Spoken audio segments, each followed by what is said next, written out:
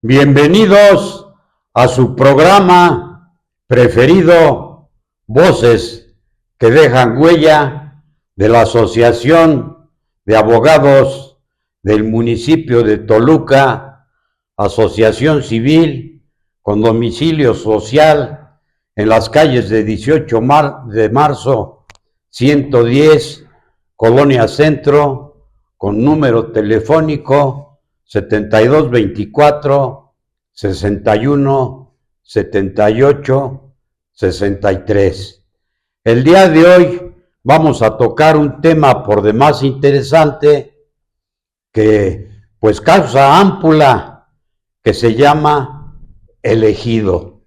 Para tal efecto, tuvimos la atingencia de invitar a una persona con mucha experiencia, sumamente avesado en lo que es la materia agraria, que es el doctor en Derecho Melchor Velázquez Garduño.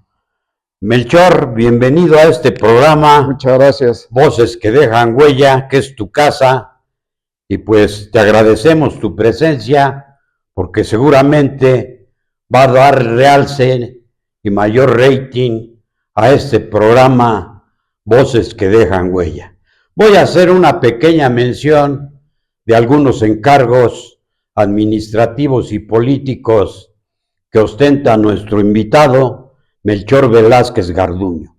Como decíamos al inicio, es doctor en Derecho, 2 veces subprocurador de Justicia del Estado de México, director general de Gobierno Municipal, director de Prevención y Control del Crecimiento Urbano.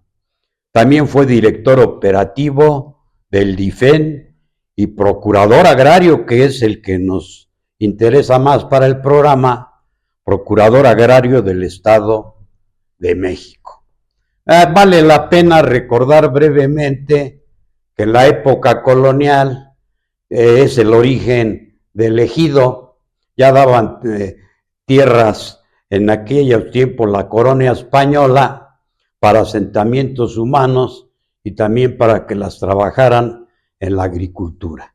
Pero su mayor realce lo tenemos después de en la época de la presidencia de Porfirio Díaz, cuando ya pues se repartía la tierra, pero no se le repartía a los campesinos ni a los ejidatarios, que ya traían ese nombre, sino que se daban las tierras a los hacendados. Había, en aquella época, ya había 6,000 haciendas y 50,000 ranchos. Uno de los más favorecidos con estas donaciones, entre comillas, eran los Terrazas de Chihuahua.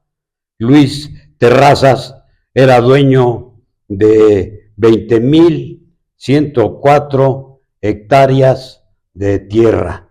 Y pues esto causó una gran inconformidad en los ejidatarios de aquel tiempo, en los campesinos, que pues sí veían la tierra, pero nomás la veían en manos ajenas, y ellos eran los que encargados de trabajarla y producirla.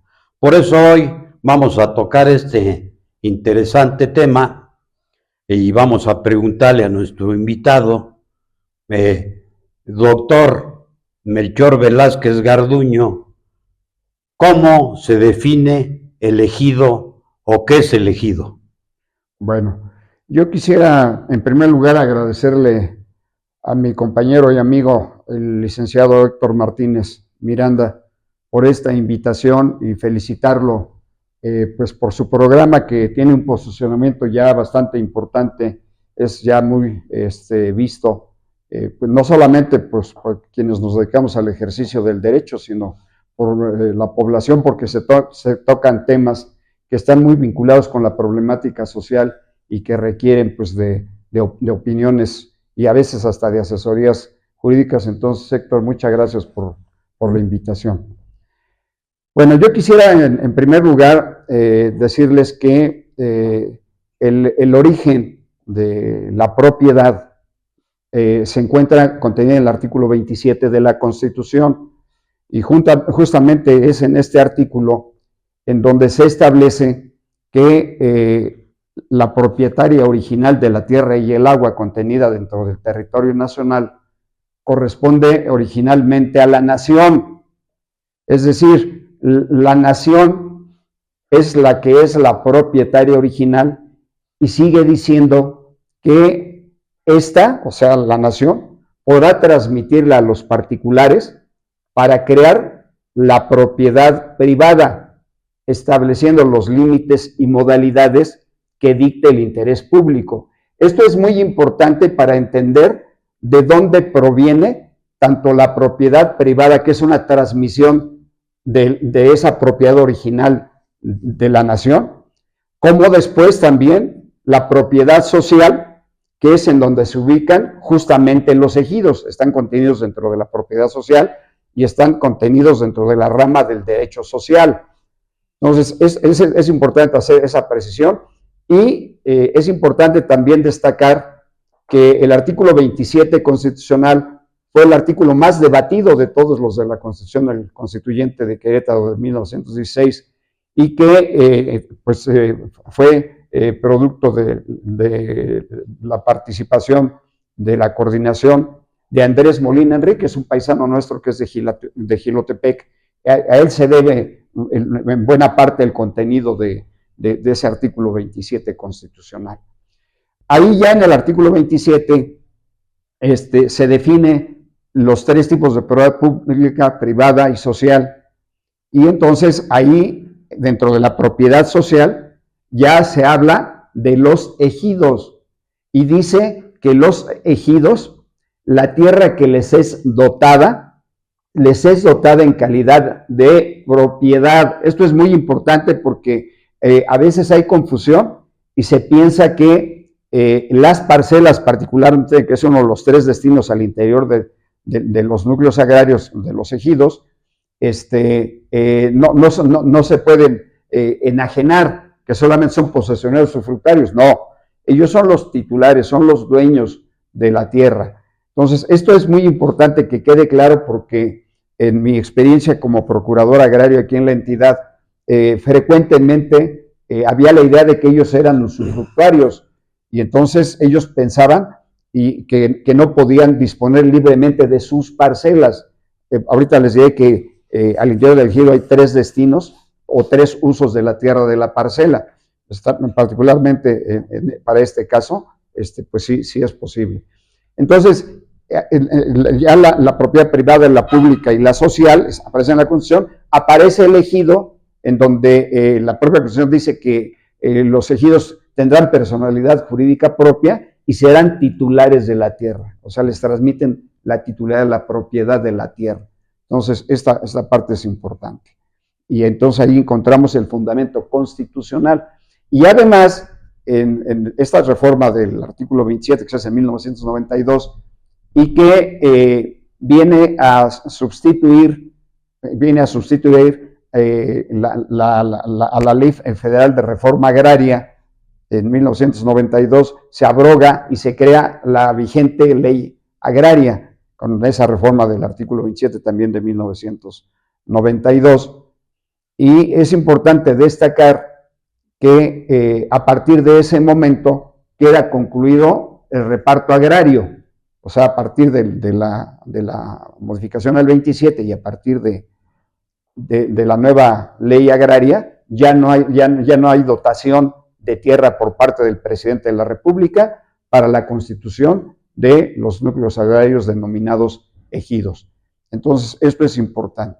Otro dato para ver la trascendencia que tiene la propiedad social, donde están los ejidos, es que el 50%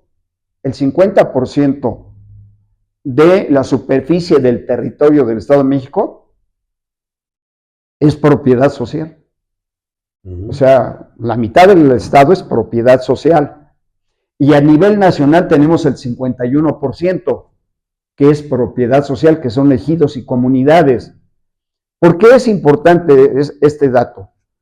Porque la construcción del desarrollo del país, la generación de obras de infraestructura educativa, de salud, actividad comercial como plazas comerciales, unidades habitacionales, están construidas sobre propiedad social. Y tenemos grandes obras que se llevaron a cabo aquí en el Estado de México por parte del gobierno federal en el sexenio del licenciado Peña Nieto, tales como, por ejemplo, el Tren México-Toluca. Entonces, el Tren México-Toluca, que inicia en Sinacantepec y concluye en Ocoyoacac, pues cruzó aproximadamente 20 núcleos agrarios. Fueron afectados para la construcción del tren. Obviamente se pagó la correspondiente indemnización y la Asamblea autorizó que se afectara mediante el pago de la expropiación. Entonces, imagínense ustedes que el Tren Maya, si hablamos de obras más recientes, si hablamos, por ejemplo, de la refinería de Dos Bocas o del propio Aeropuerto Internacional Felipe Ángeles, la mayor parte de la superficie ocupada por esas obras son ejidos. Entonces, de ahí la importancia, y en el futuro se seguirá construyendo el desarrollo del país, en infraestructura, en vivienda, en salud, se seguirá construyendo sobre propiedad social. Por eso es tan importante, como ya lo expresaba el licenciado Héctor, conocer pues algunos elementos del derecho agrario y particularmente de la figura del ejido. Entonces, esos datos son verdaderamente importantes. Muy bien expuesto, y pues recordemos que el mayor promotor de estas propiedades sociales conocidas como ejidos fue el expresidente Lázaro Cárdenas, que incluso creó un banco ejidal. Así es. El señor doctor, queremos que nos diga usted, por favor, quiénes son los representantes del ejido o propiedad social. Ok. Sí, o sea, nada más por la orden de presentación, si les parece, les digo primero qué es el ejido y luego cuáles son sus órganos de representación. Sí. El ejido, lo dice el 27 y luego la vigente ley agraria, dice que son aquellos núcleos que que tienen personalidad jurídica propia y patrimonio propio, que la tierra les fue entregado en propiedad y que además el procedimiento para crear un ejido era el siguiente. Digo era porque ya no hay dotación de tierras a partir de 1992. Un grupo de pobladores le solicitaba al presidente de la República que les otorgara una superficie de tierra bajo la figura del ejido. Y el único facultado para poder dotar de tierra para efecto de la constitución de ejidos era el presidente de la República. ¿Cómo lo hacía? Pues recibía la solicitud,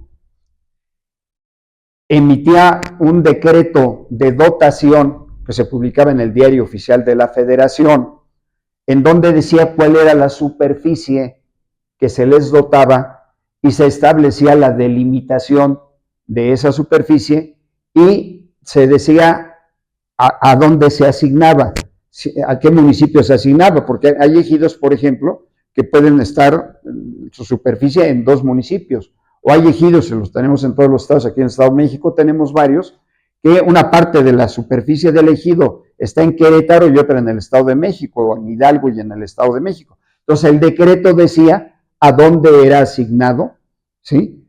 ese territorio.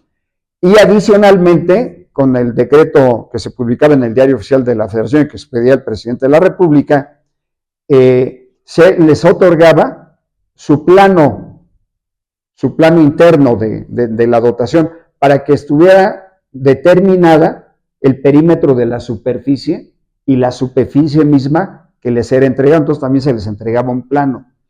Y finalmente se les entregaba un acta de ejecución de ese decreto. Entonces no era suficiente con que se publicara el decreto para que ellos ya fueran los titulares de la tierra o para que se creara ese nuevo núcleo agrario. Se requería de un acta de ejecución y esa acta de ejecución, al momento que la notificaba, hacían la entrega ya material de la tierra y a partir de ese momento ellos ya disponían de la tierra. Entonces, este era el mecanismo a través del cual se creaban los ejidos. Y la ley dice que la tierra que les fue dotada y adicionalmente también será parte del núcleo agrario, aquella tierra que ellos pudieran obtener por otros medios. Entonces, ellos en algún momento, por ejemplo, existía una ampliación de la dotación. Originalmente les daban 500 hectáreas, pero sobraban 200 de esas haciendas que fueron afectadas. Entonces, ellos solicitaban una ampliación, existía en la ley, en la figura de la Ley Federal de Reforma Agraria, y entonces les salió un nuevo decreto y les daban una ampliación, y entonces ahora, en lugar de tener 500 hectáreas, tenían 700 hectáreas. Entonces, eso también se daba de esa manera. Ahora, ¿cuáles son los órganos de representación? Esto es muy importante. ¿Por qué? Porque si ustedes ven a hoy, el destino interno de la tierra de un ejido, se convoca una asamblea para efecto de hacer la regularización, porque ellos tienen la superficie, o sea, en el decreto dice 1000 hectáreas, y mientras estén en ese estado de que solamente tienen el decreto, pero no han hecho la regularización al interior, no han determinado el destino, qué superficie van a destinar para cada uso, pues sigue siendo de todos. Entonces, en el gobierno federal tuvo dos programas, uno denominado PROCEDE, que era el programa de certificación de derechos ejidales, y luego el FANAR, que era un fondo para la regularización también de los ejidos, en donde la regularización se las daba de manera gratuita el gobierno. Ahora, quiero decirles que a partir del sexenio del presidente López Obrador, desaparecieron esa figura, y entonces hoy, si hay muchos todavía ejidos que no se han regularizado, si quisieran regularizarse, tendrían ya que contratar a una empresa privada. Ya ese programa ya no existe. Entonces, ¿cómo se regularizaba esa superficie que les habían dado por decreto? Bueno, se convocaba a una asamblea que se llamaba Asamblea de Anuencia. Y entonces en esa Asamblea de Anuencia estaba presente la Procuraduría Agraria y inicialmente el INEGI, que era la dependencia del gobierno federal que hacía todos los trabajos técnicos del núcleo agrario. Ellos eran los que hacían las mediciones y las delimitaciones. Y posteriormente ya fue el Registro Agrario Nacional cuando se creó en 1992. Entonces, aquí el tema es de que se convoca una asamblea que se llama Asamblea de Anuencia, donde dicen los ejidatarios que quieren que sí se regularice. ¿Por qué es importante la regularización? Porque de esa superficie que les fue entregada, ellos determinan, de acuerdo a la ley, tiene 3 destinos al interior, la tierra dentro de un ejido. La zona parcelada, que son derechos individuales. Entonces, tiene un certificado de derechos agrarios cada uno de los ejidatarios. Esa es la tierra que ellos pueden enajenar, ¿sí? Y ahorita les explico el procedimiento de cómo se puede enajenar las parcelas, porque esto es útil, me parece, para las personas y sobre todo para nuestros amigos campesinos, porque a mí me iban a preguntar mucho de eso. Entonces, esa es una asamblea de anuencia. Entonces la asamblea dice, sí, queremos que se regularice.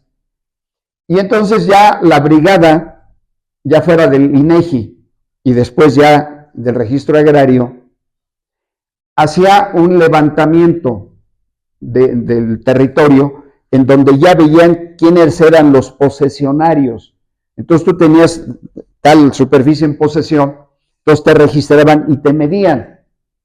Y entonces de esa manera quedaba la zona parcelada, que son ya derechos individuales. De manera gratuita les asignaban una parcela a cada uno de los ejidatarios. y después determinaban cuál era el área de uso común. Ellos decidían en la asamblea qué superficie. Y entonces ese uso común pertenece a todos los integrantes del núcleo agrario. Entonces, también tienen un certificado por su parcela y tienen un certificado por el uso común. La diferencia es que en el uso común al pertenecer a todo el núcleo agrario, ahí no está individualizado. Ahí no dice cuántos metros ni cuál es la ubicación que le corresponde del uso común a cada ejidatario, sino está expresado en porcentajes. Entonces hay 100 ejidatarios, 100 hectáreas, entonces corresponde un 1% a cada uno de ellos, pero no les dicen en dónde. Esto es muy importante porque se han vendido mucho el uso común, no se puede vender. Entonces, y finalmente el área del asentamiento humano, que es el área en donde ellos pues, van a hacer el establecimiento ya de sus viviendas, de su infraestructura, está destinada para eso. Sin embargo, ustedes ven que en la actualidad, pues ya parcelas ya no existen, ya son casas, son centros comerciales, son hospitales, ya, o sea, se acabaron las parcelas, que el propósito de esas parcelas era que a cada familia le entregaban una, para efecto de que la hiciera producir y de ahí se sostuviera su familia. Esa era la finalidad, de que tuviera cada ejidatario, cada jefe de familia, o la ley dice que también se les podría entregar parcelas siendo menores de edad, pero si eran jefes de familia, entonces también aún siendo menores de edad tenían derecho al otorgamiento de la parcela, y el uso común, pues ellos ya determinan cuál, y el asentamiento humano, que es donde van a construir pues todas sus viviendas y su infraestructura, ahí en el asentamiento humano, a diferencia de las parcelas y del uso común donde les dan un certificado, acá al momento que hacen una lotificación del área de asentamiento humano, la ley agraria establece que cada ejidatario tendrá derecho de obtener un solar urbano, se llaman solares urbanos, esas fracciones que le corresponde a cada ejidatario, de manera gratuita. Y esto es muy importante. En el caso de los solares urbanos, les entregan un título de propiedad. Es propiedad privada esa superficie. Aún estando dentro del ejido y formando parte de él, por el destino de la tierra y por la finalidad que tiene, entonces ahí les entregan un título de propiedad del Registro Agrario Nacional que incluso inscriben en el Instituto de la Función Registral. Quiere decir que esa superficie, aunque se encuentre dentro del núcleo agrario, ya se rige no por la legislación agraria, sino por la legislación civil, al pasar de propiedad social a propiedad privada. Entonces, eso también pueden venderlo, porque es una propiedad y tienen un título de propiedad. Entonces, esos son los 3 destinos al interior de un ejido. Doctor, ¿qué son las asambleas ejidales y qué tipo de asambleas hay para dirimir los problemas que se presentan con las personas que obtuvieron esa dotación de tierra? Bueno, primero les quiero comentar que ya me lo preguntaba hace un momento el licenciado, pero decía que primero les iba a decir que era elegido y cuál era el destino y el proceso de regularización de los ejidos. Y les voy a decir primero quiénes son los órganos de representación. Esto es muy importante porque la gente cree que cuando expide una constancia, una cesión de derechos, un comisariado ejidal, hay una persona que va a comprar una fracción de una parcela, lo cual no está permitido, y ahorita se los voy a explicar. Las parcelas son derechos individuales, quiere decir que solo puede haber una persona titular, no puede haber ahí 2 personas titulares, solo uno, y son indivisibles, o sea, no se pueden fraccionar porque incluso estaría cometiendo un delito que se llama delito cometido por fraccionadores ilegales, que es un delito grave. Entonces, eso no se puede hacer. ¿Se puede enajenar la parcela completa? Sí se puede enajenar, y ahorita les digo cuál es el procedimiento que establece la ley para poder enajenarla. Sí se puede enajenar. Entonces, ¿quiénes son los órganos de representación? Aún ya no, en la pasada Ley Federal de Reforma Agraria, que fue sustituida por esta Ley Agraria de 1992, sí les daban el carácter de autoridad a los órganos de representación, al comisariado ejidal. Hoy ya no, hoy son representantes del núcleo agrario. Entonces, cuando ellos expiden una constancia que ocurre el licenciado que me va a vender una fracción de su parcela y yo se la voy a comprar, acudimos con el comisariado. El comisariado tiene un formato y entonces dice que él me cede los derechos sobre tal superficie de una parcela y firman y sellan el comisariado ejidal y el consejo de vigilancia. Ese documento no tiene absolutamente ninguna validez, porque el comisariado ejidal no tiene carácter ni de autoridad ni es fedatario público. Entonces, ese documento no sirve, y además estarían participando en la comisión de ese delito al suscribir un documento que fracciona una parcela cuando la ley agraria lo prohíbe. Entonces, el comisariado ejidal se integra por un presidente, un secretario y un tesorero con sus respectivos suplentes. Y el otro órgano de representación es el Consejo de Vigilancia, que se integra por un presidente y 2 secretarios con sus suplentes. Son electos en una asamblea, conjuntamente se elige una planilla integrada por comisariado ejidal y otra por Consejo de Vigilancia. Entonces, se eligen a los 2 y pueden participar varias planillas o una sola planilla. Quien obtenga el mayor número de votos en la asamblea es quien es decretado, electo como órgano de representación. Pero es eso, es el representante del núcleo agrario, pero él no puede tomar ninguna decisión ni ningún acto que no previamente haya sido autorizado por la asamblea, y la función del Consejo de Vigilancia es verificar que efectivamente está dando cumplimiento a los acuerdos que han sido tomados en la asamblea. Entonces, es importante dejar claro que esas sesiones de derechos que suscribe en una operación de quien adquiere y quien vende una fracción de parcela no tienen absolutamente ninguna validez. Entonces, ellos son quienes tienen la representación del ejido. Ahora, dentro de las obligaciones que tiene el comisariado ejidal es convocar a asamblea de ejidatarios. Entonces, hay un padrón que expide el Registro Agrario Nacional donde aparecen todos los ejidatarios que tienen sus derechos vigentes. Y entonces ahí aparece y señalan quiénes son los titulares de las parcelas. Dice qué parcela y quién es el titular. Entonces, cuando se hace una asamblea, el Registro Agrario le proporciona al órgano de representación el padrón actualizado para ver quiénes pueden entrar a una asamblea.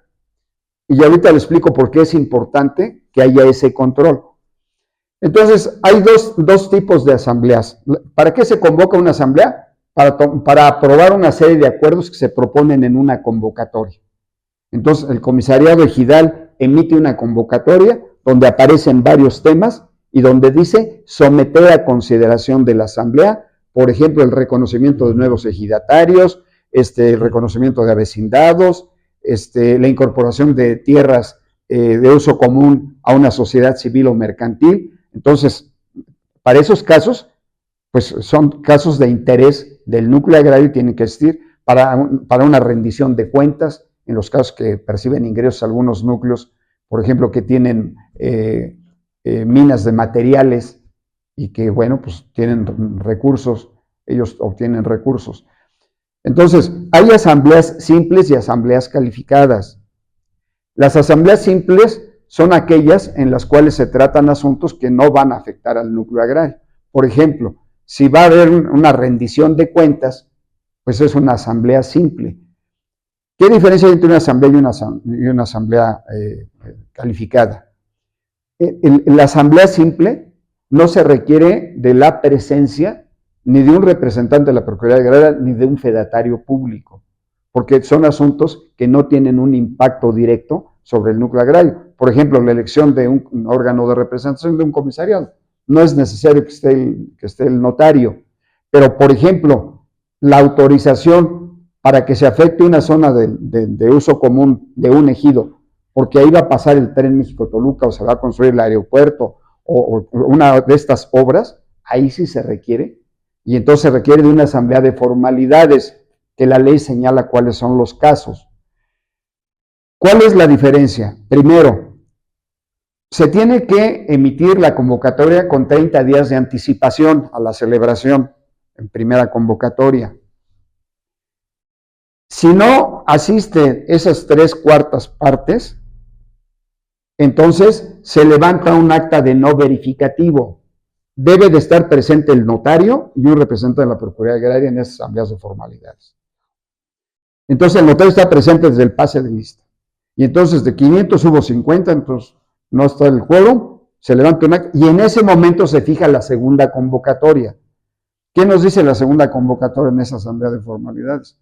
Que en segunda convocatoria se puede celebrar si hay un quórum del 50% más 1. Entonces, si hay el 50% más 1 de los signatarios, ya se decreta la validez y la instalación. Si no hay ese quórum, no se puede instalar y el notario está tomando nota de todo eso.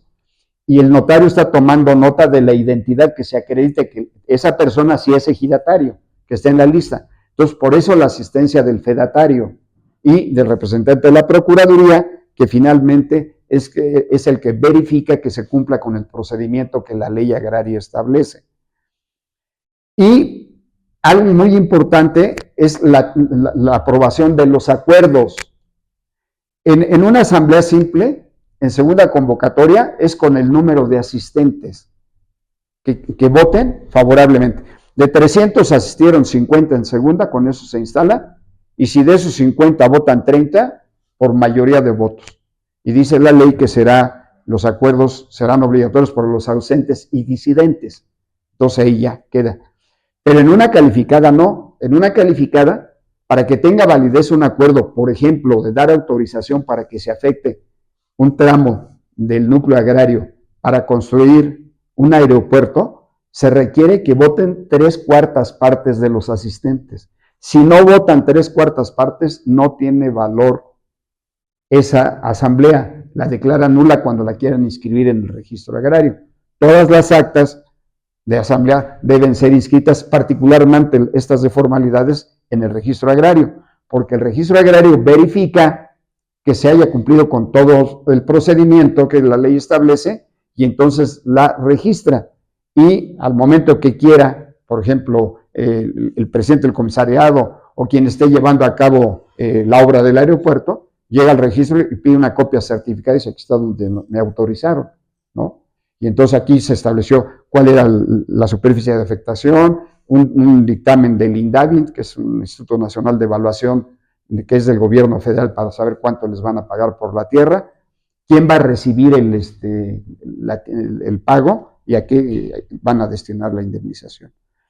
Ahora, aquí les quiero dar un dato muy importante también que me parece es importante que lo conozca la gente, porque se van a seguir afectando ejidos, se van a seguir construyendo obras. Es muy importante que sepan que para efecto de que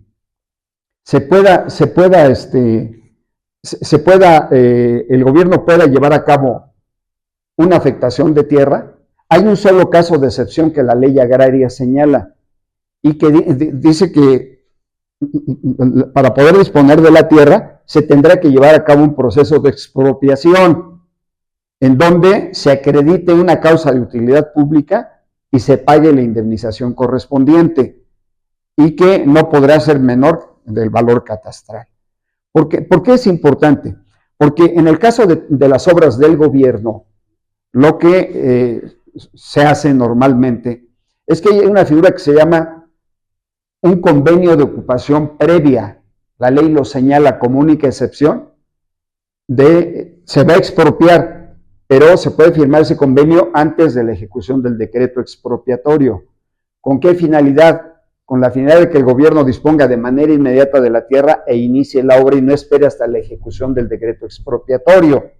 Entonces, eso lo aprueba la asamblea, le presentan el proyecto de la afectación, le presentan el dictamen de evaluación que ya se hizo dan la anuencia para que el comisariado firme ese convenio de ocupación previa, determinan el monto de la indemnización y dicen a quién se lo van a pagar. Entonces, esa figura es fundamental y quiero decirles que en muchos casos no se ha seguido ese procedimiento, sino en algún momento, en algún momento ¿qué han hecho? Pues decir, queremos, señor gobernador, que se construya aquí una escuela. Y dice, pues nomás denme el terreno y se construye. Y entonces un ejecutario dice, yo hago la donación y se construye. Pero resulta que nunca quedó por escrito una donación. Si es una parcela, si se trata de un ejidatario individual, tiene que hacer una donación a la Secretaría de Educación, a la Secretaría de Salud, según la obra.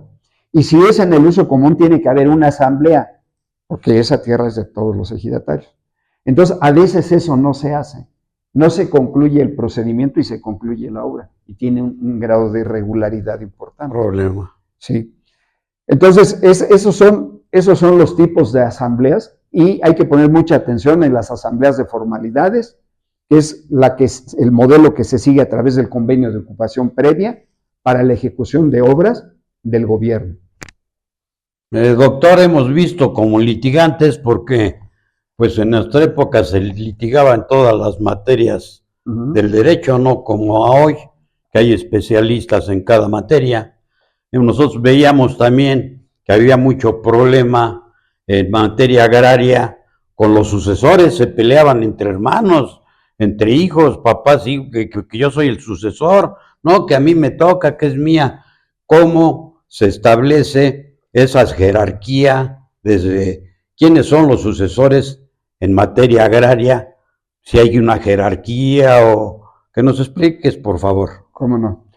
Bueno, les quiero decir que hay dos mecanismos mediante los cuales los titulares, los ejidatarios, pueden hacer o designar al sucesor. Acuérdense que les dije que las parcelas, que es lo que se puede transmitir, que las parcelas son derechos individuales, es decir, solo se lo podemos dejar a uno de los ascendientes, descendientes, a uno, si tenemos 4 hijos, a uno nada más.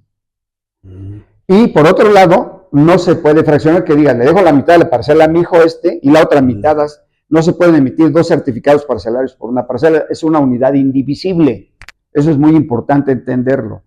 Y entonces hay 2 mecanismos que también generan muchos conflictos en la realidad.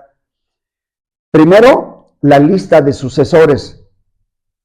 ¿Cuál es el procedimiento para la lista de sucesores? La lista de sucesores la lleva a cabo el Registro Agrario Nacional. Entonces acude el titular con su certificado, con su identificación, con 2 testigos, y dice, yo soy fulano de tal, aquí está mi certificado, yo soy el titular de la parcela 20 del ejido de Tlacotepec, y entonces quiero nombrar como sucesor a mi hijo Pedro, y a mi hijo Pablo, y a mi hijo Enrique. Y los nombra a los 3. Entonces el registro agrario le dice, sí los puedes poner a los 3, solo que solo va a haber un titular. ¿Quién es el titular? Quien aparece en el primer lugar de la lista, y luego en el segundo y así sucesivamente. Pero solamente va a ser sucesor, porque ahí es el caso que exactamente tú planteas. Son 3 hijos, bueno, pues los 3 tenemos derecho. Entonces, ¿qué es lo que sucede entonces?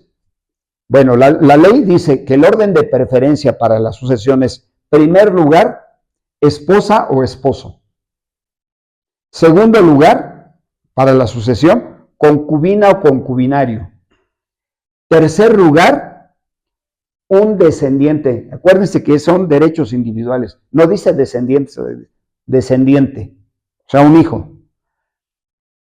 En cuarto lugar, ascendiente. El papá o la mamá, no los papás, es uno de ellos. Y finalmente, dice la ley que también se puede adquirir si se acredita una dependencia económica del titular con determinada persona, y también por la vía de la dependencia económica se puede acreditar, o termina diciendo, o cualquier otra persona. Pues sí, claro, puede designar a cualquier otra persona porque él es el dueño. Y entonces, como dueño, puede disponer puede hacer uso de ese derecho de propiedad y entonces transmitirlo a quien él considere conveniente. Aquí el problema, ¿cuál es?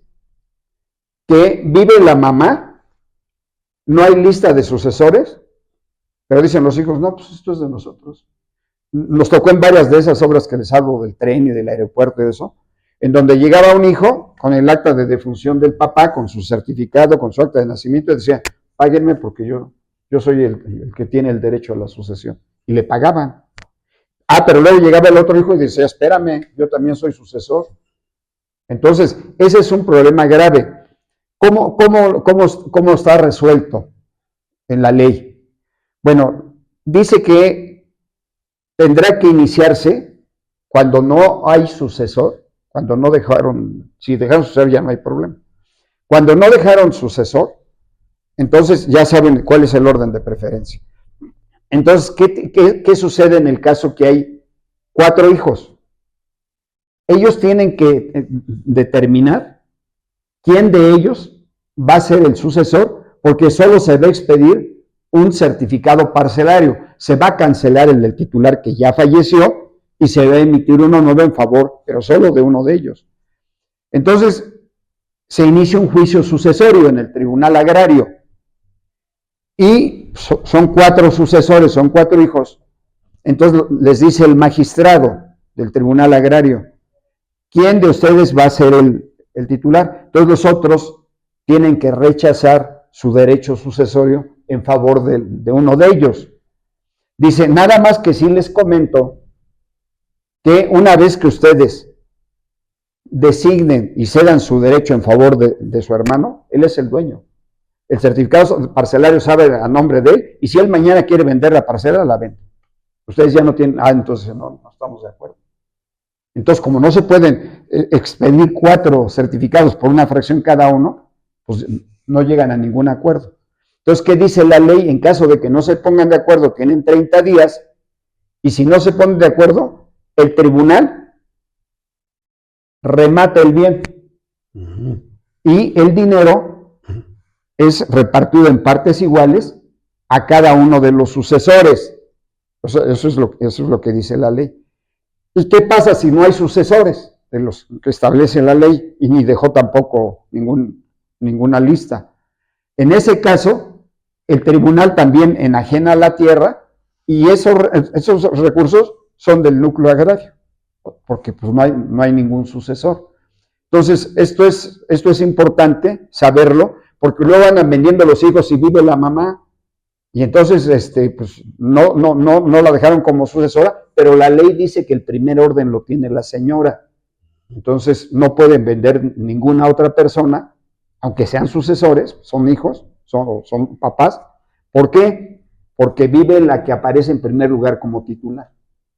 Perfectamente. Bueno, pues realmente ha sido una plática magnífica, excelente, muy clara y de mucho provecho para todos los compañeros campesinos, ejidatarios que pueden ver el programa, y pues aquí se les aclararon todas sus dudas, porque el doctor pues tiene bastante experiencia en esta área, y pues las explicaciones quedaron totalmente nítidas, claras, perfectas. Gracias. No sé si quieras abundar otro poquito en algún tema o quieras manifestar alguna otra situación al respecto. Bueno, un tema que me parece muy importante y que no se hace desafortunadamente y tenemos problemas, es que yo ya les decía hace un momento, no se pueden enajenar fracciones de parcelas, eso es nulo. Tú compraste una fracción y yo compré otra fracción de una parcela. Y entonces acuden con los notarios y dicen, oye, yo quiero que me haga mi escritura, yo le compré al titular, sí, y aquí está mi contrato. Y le dice, no, pues no te puedo hacer una escritura porque la ley dice que solo puede haber un titular de la parcela y aquí me resultan 2, yo no te lo puedo hacer por una fracción. Entonces ahí tienen un problema muy serio porque no tienen calidad de propietarios, tienen calidad de posesionarios. Esto es muy importante para las gentes que han comprado fracciones de parcelas. la cesión de derechos que les otorga el Comisariado de Ejidad no es un documento que acredite la titularidad de la tierra, sino solamente el certificado parcelario por la totalidad de la parcela. Entonces, desafortunadamente, el 80% de la superficie de los ejidos ha sido vendido en fracciones, y es un problema muy grave que hoy tiene la gente, porque construyó ahí su casa y sigue apareciendo a nombre del titular del ejidatario. Y el otro problema más grave se complica, que ya falleció. Entonces, ya falleció y entonces dejó sucesor. El sucesor le dan su certificado de derechos agrarios y le dan la calidad agraria de ejidatario, así lo dice la ley. Los sucesores tendrán la tierra y la calidad agraria de ejidatario. Y entonces llega al tribunal agrario y demanda la restitución de la tierra porque él es el dueño, dice, aquí está mi certificado.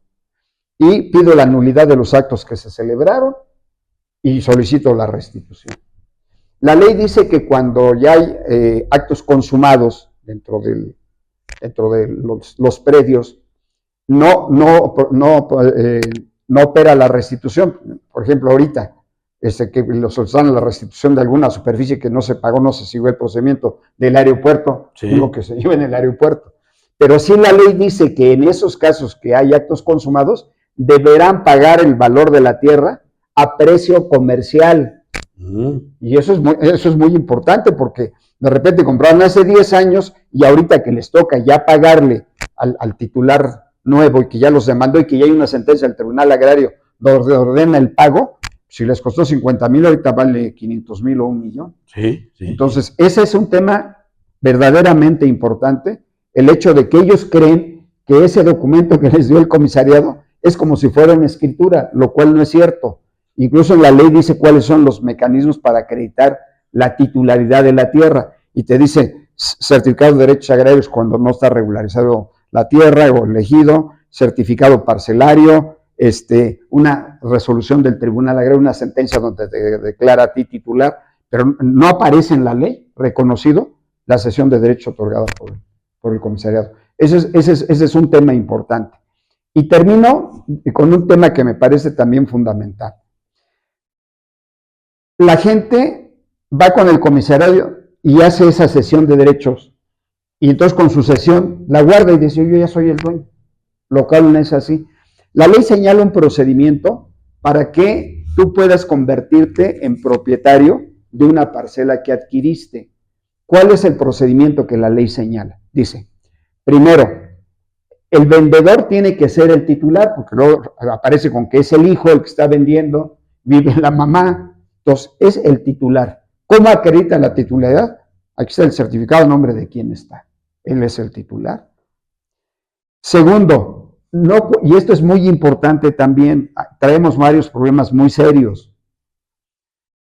No cualquier persona puede comprar parcelas. Solamente 2 personas pueden comprar parcelas. Los ejidatarios y los avecindados. Nadie más puede comprar. Entonces, traemos problemas en donde ha comprado, por ejemplo, predios el gobierno, cuando el gobierno está impedido para adquirirlo. Ha comprado sociedades mercantiles o civiles, empresas, constructoras de vivienda, desarrolladoras, y como personas morales tampoco pueden adquirir. Tiene que ser un ejidatario o avecindado. La calidad de ejidatario pues, se acredita con su sentencia o con su certificado.